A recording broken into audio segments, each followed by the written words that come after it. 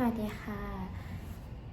นางสาวอรินชยาชูจิตรหัสนิเทศ6 7 4 1 3 4 3 5 2 7คณะคารุศาสตร์ค่ะ จะมาร้องแบบฝึกหัดอันที่1ค่ะ